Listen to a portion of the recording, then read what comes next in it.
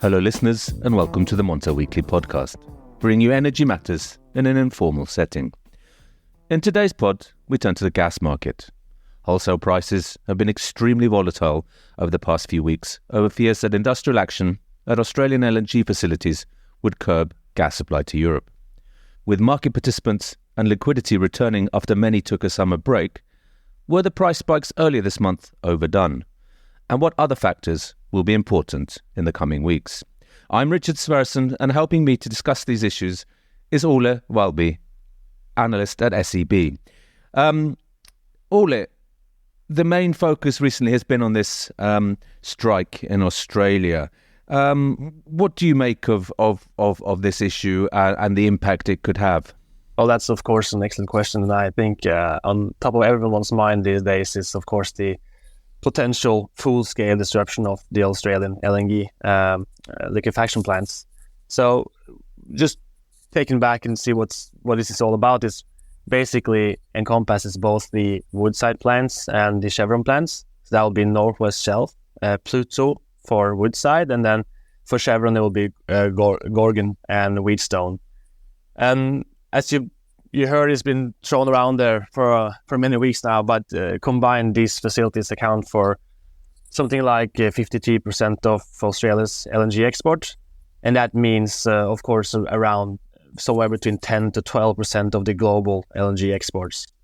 If I look at my numbers in terms of the year-to-date LNG trade, we see that so far this year Australia actually ranks as the second largest LNG exporter, and that goes for 705 cargoes, followed by the United States with 692 cargoes. So of course it is massive. It's a massive exporting region. And of course, it's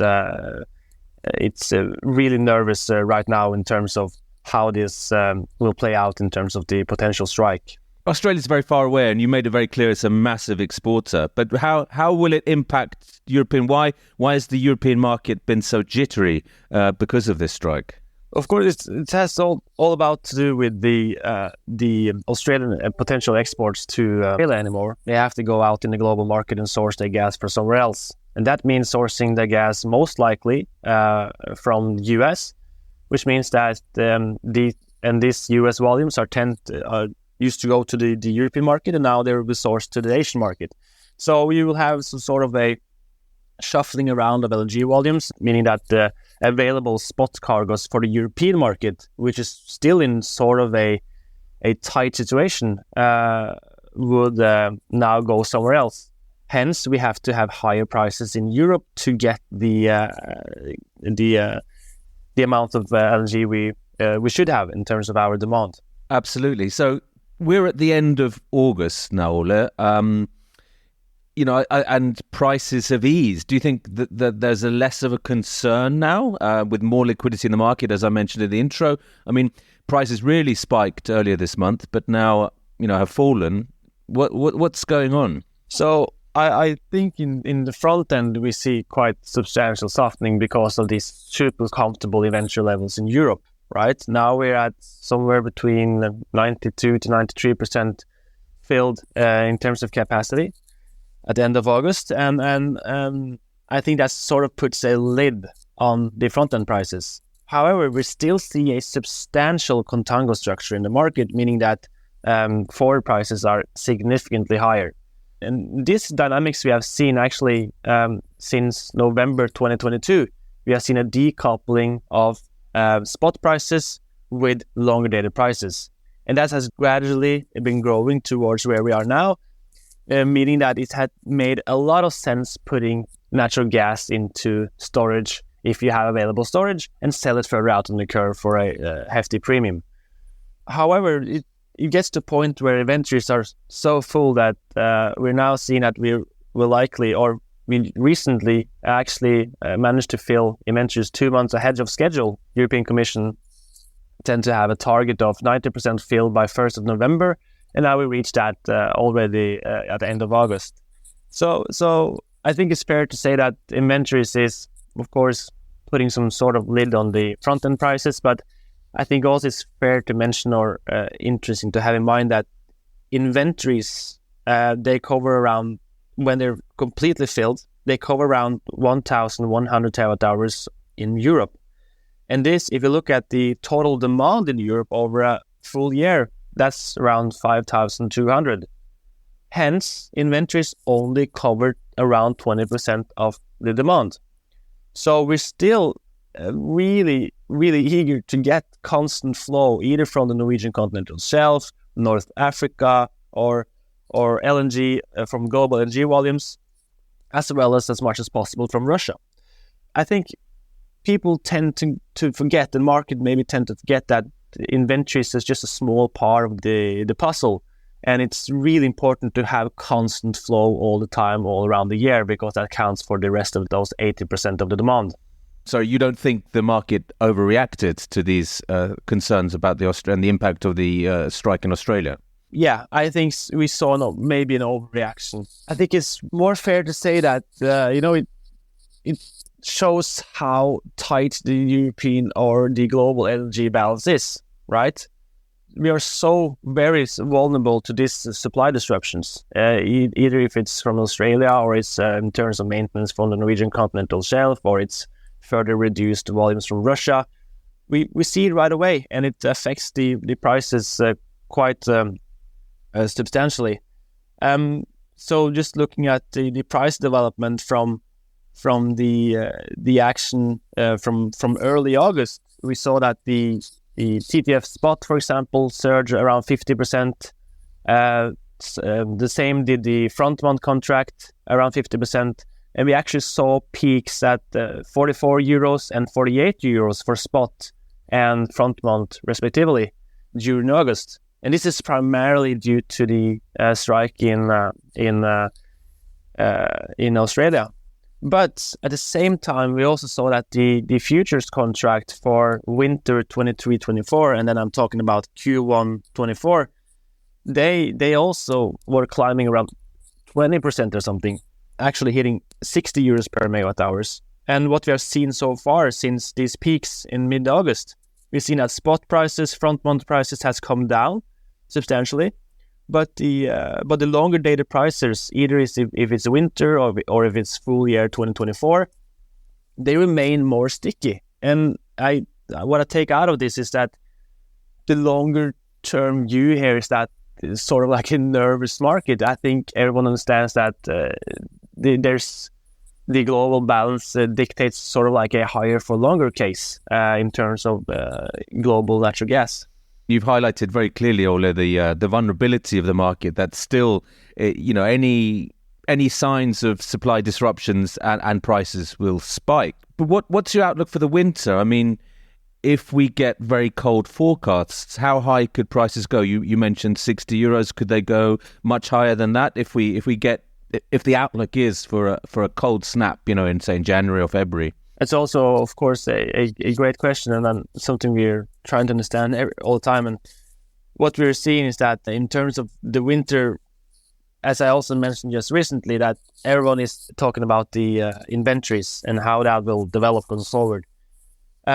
We are also tracking inventories quite firmly, because we know it's a really good benchmark on the forward prices and spot prices. What we're seeing now is that with the given or the current supply and demand balance in Europe, we have industrial demand somewhere down 15% compared to normal, and we have a quite healthy LNG supply into the continent, even though it's down lately with this lower spot prices. We're seeing that with this supply and demand balance, we see a convergence towards normal from inventories. And what I'm meaning with that is that if we extrapolate this balance going forward, we see that like from now until end of year, we are basically converging in European inventories with somewhere between plus minus 1 terawatt hour per day convergence. And why is this significant? This is significant because when we get to year end, late December, we will likely be only 30 terawatt hour above normal in inventories. And that's nothing. That's pretty much spot on with the historical averages. And what we get out of that is that meaning that in front-end prices, of course, very weak, but looking ahead, I think we could get an nasty surprise going into the winter. But this is, of course, already priced in at the spot price and the forward contracts. And I think it's worth mentioning that forward prices tend to price 20% likelihood of a really cold winter, 20% the likelihood of a really mild winter, and then the rest 60% is more or less normal weather conditions. So if you look at the forward prices now, it sort of makes sense with having 35 euros in the front and then winter prices at 55 plus midwinters. But it seems doable at the moment, and I must say that I'm impressed about the adaptation the European market has gone through during the last year. I don't think everyone thought it would be this good so soon. But the only reason we got this lucky is that demand has been reduced as a function of price.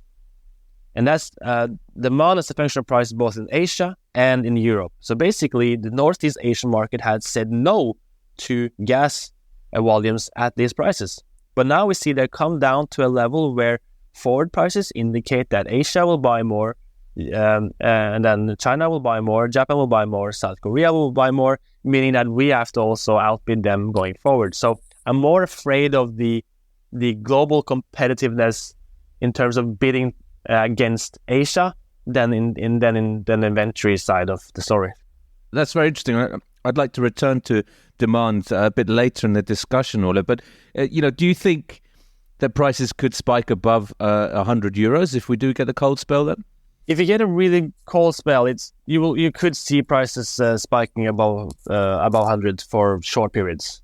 But again, the peak craziness is definitely behind us.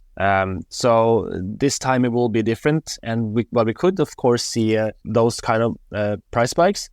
And looking at the latest weather forecast, we'll see now that Q4 is actually likely to be slightly colder than normal in terms of our data.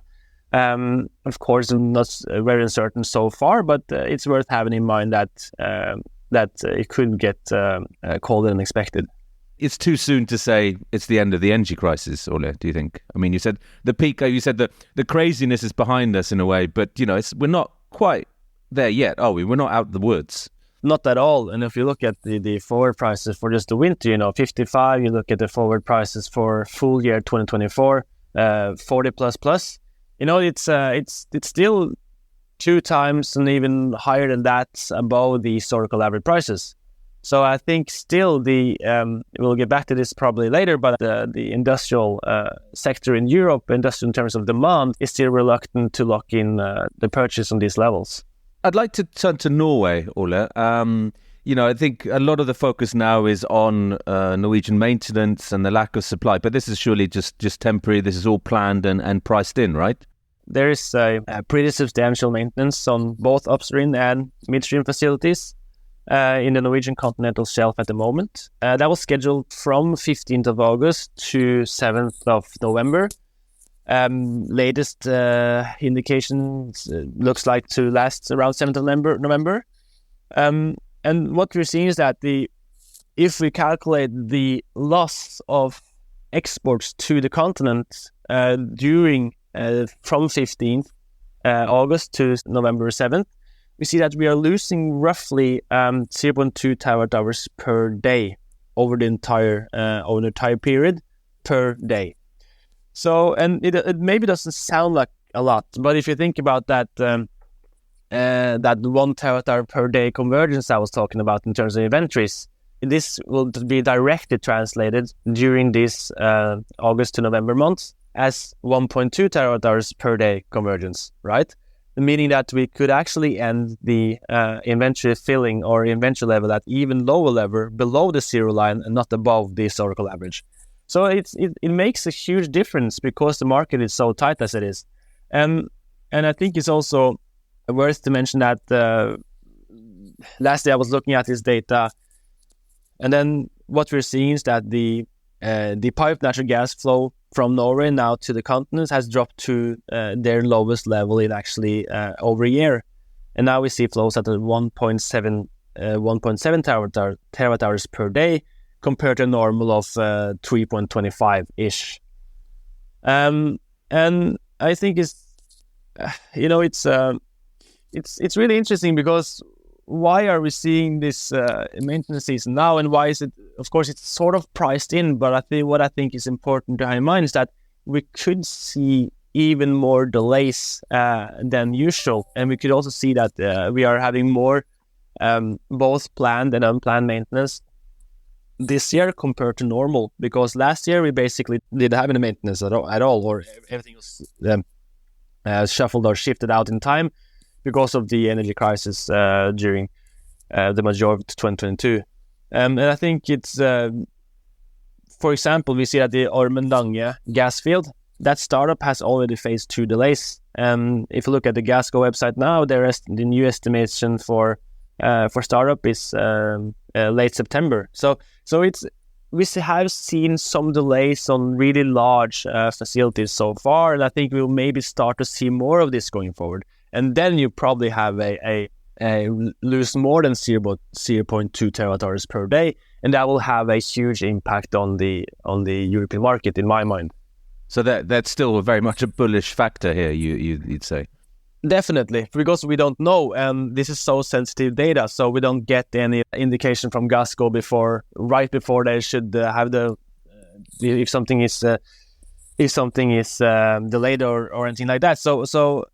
So I think this is really important to have in mind. I think actually the Norwegian continental shelf maintenance is so far even a hotter topic than the strike in Australia. Absolutely, it's certainly more real. I mean, it's certainly closer and more real in a way, because it has a immediate impact. And I think perhaps we should get the system operator Gasco on this podcast sometime to talk about this, because it's very interesting, and also in terms of how the information is put out there. But I think it's also interesting to talk about the vulnerability of the infrastructure, because there's been a lot of talk about, what would happen if suddenly there was some kind of cyber attack or a physical attack. We've seen what happened to the Nord Stream pipelines, but is that something that also is looming larger, or is that a realistic threat? I think everyone has sort of forgot about it.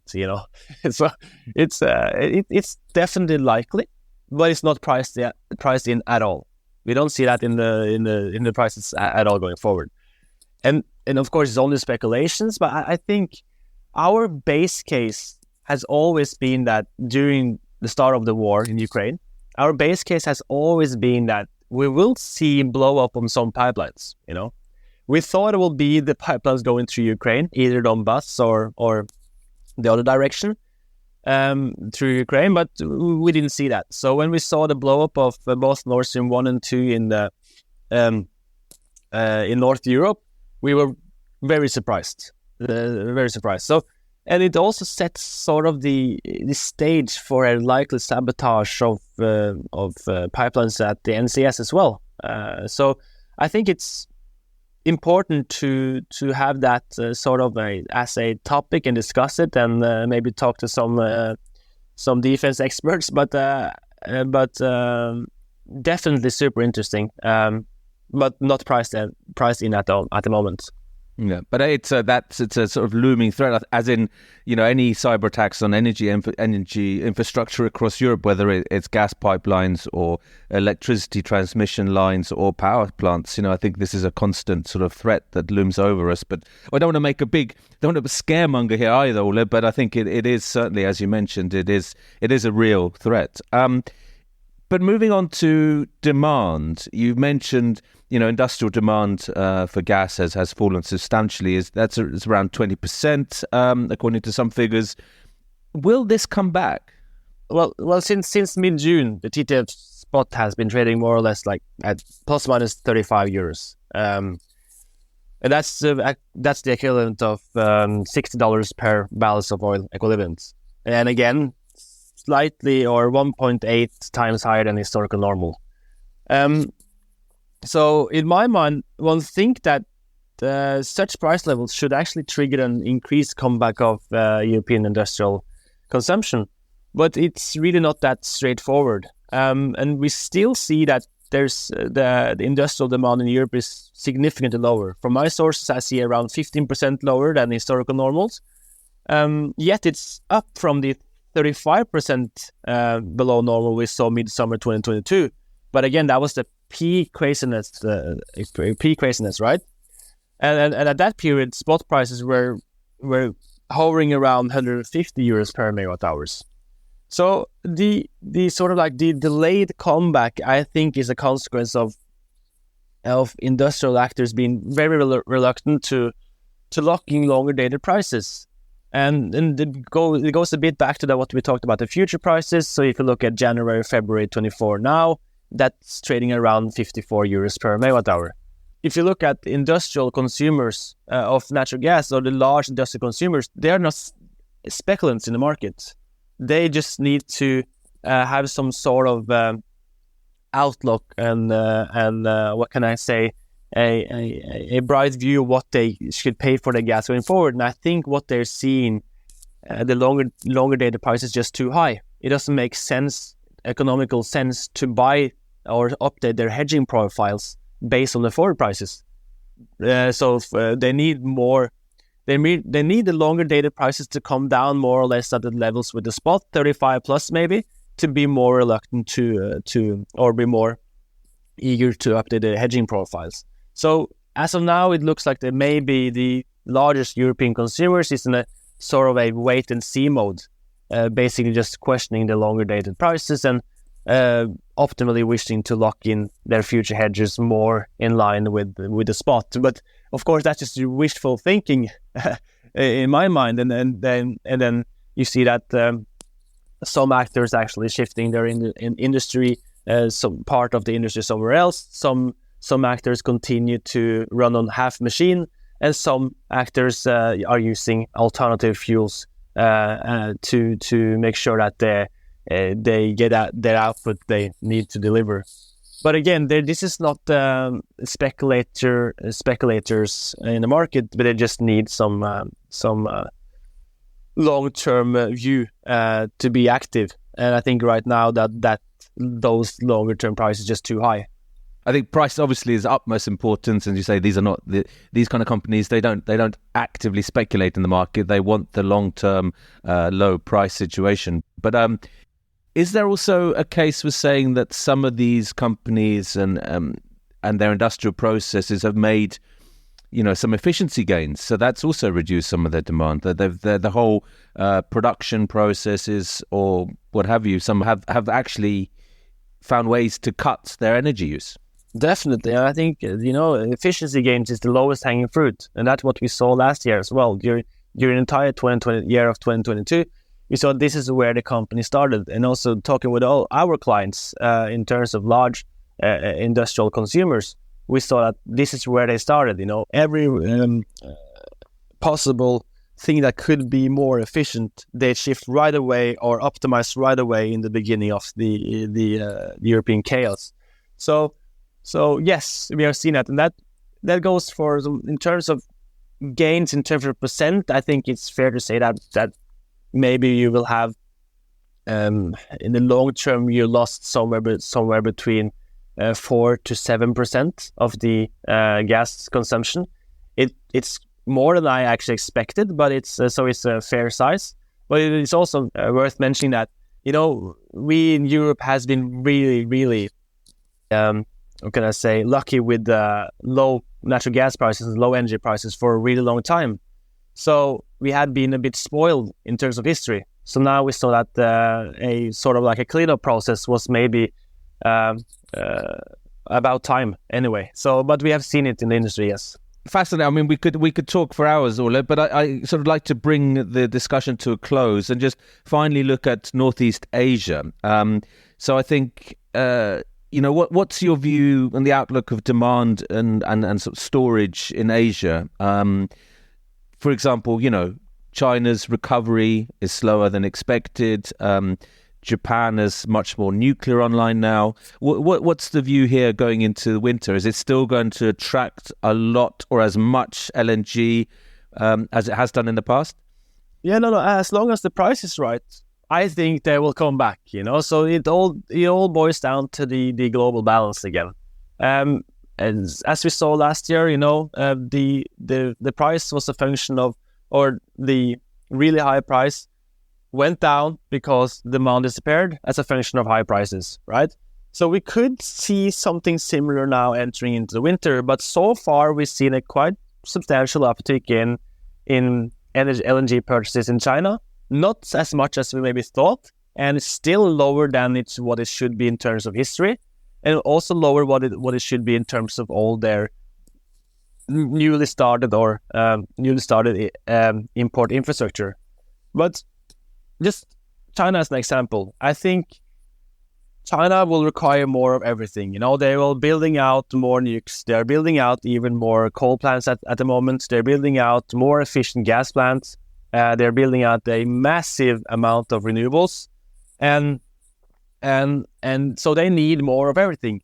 And I think also it's pretty cool fact, but that China alone has the ability to cover the global consumption of coal for around 300 years. But this is very low calorific coal, so it's shitty coal. It pollutes a lot. So they don't want to use that in their coal-fired power plants next to the big cities around the ports. So what they're doing is that they're shifting that further inland where they can pollute and still consume a lot of coal, but they're importing more LNG because of their commitment to the environment and also commitment to tackle smog problematic. So what we're seeing is that as long as the price is right, we know that there will be a lot purchasing power from these regions. And of course, Japan LNG is also an interesting story in terms of, we talked about the short-term drivers. We had, of course, the NCS, we had the Australian strike, and we also have a rock bottom inventories of Japan LNG. It's actually now, I think it's like 6 to 7% below their 5-year average and 15% less than what we saw same period last year. It's fair to say that the Japan LNG inventories is not that huge, but it makes quite a substantial difference anyway, because it means that they will likely continue to ramp up their purchases for the next couple of weeks to ensure substantial supplies ahead of the winter. So I think we have to continue to look towards Northeast Asia with these three importing giants in the front. Japan, South Korea, and China, historically, they imported around 55% of all global LNG volumes. I think it's fair to say that they will continue to be really large players, but now they are pretty much more sensitive to price. And so when prices are really high, I know China will just burn more coal, and that will be, of course, sad to say, affect the environment more going forward. Ole, thank you very much for highlighting all these factors that we should be very clear about and be looking closely at in the coming weeks and months. So thank you for being a guest on the Montel Weekly Podcast, Ole.